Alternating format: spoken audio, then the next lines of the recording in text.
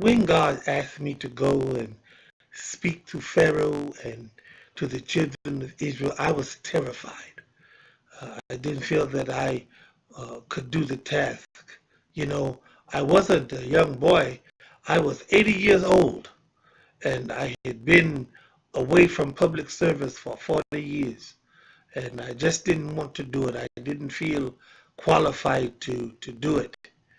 And I sank into my insecurities when God was calling me.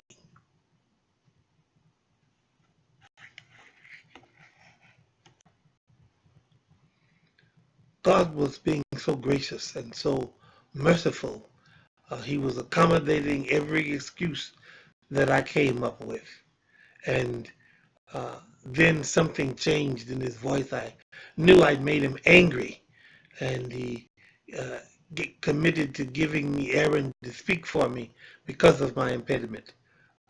It was the sensing the change in God's voice that really was the deciding factor for me to move in obedience to what God was calling me to.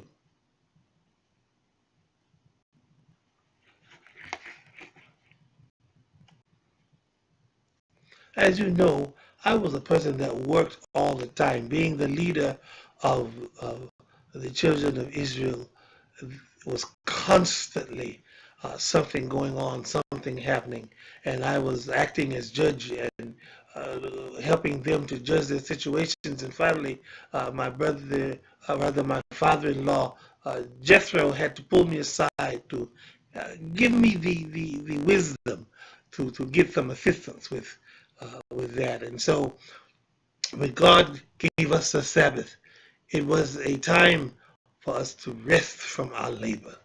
I was happy, and the people were happy that God would give us this time to rest.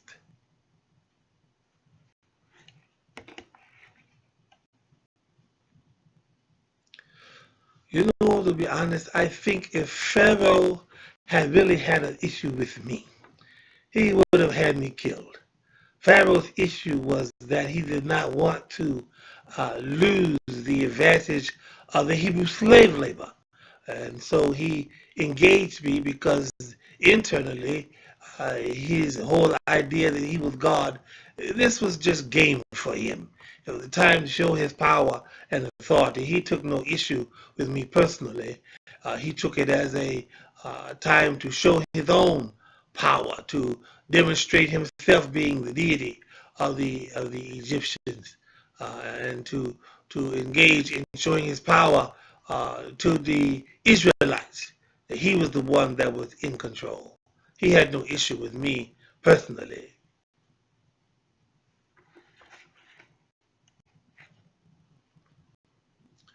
It really is just kind of who I am. I think that in some ways God knew the temperament that I have, and that the people of Israel would require great patience. And, you know, even I had to have patience with my brother Aaron and my sister Miriam.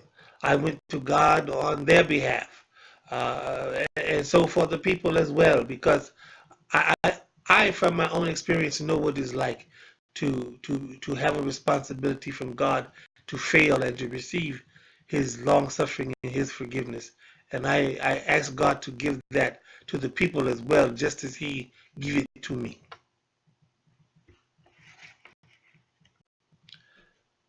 I think God's plan for my life was very clear.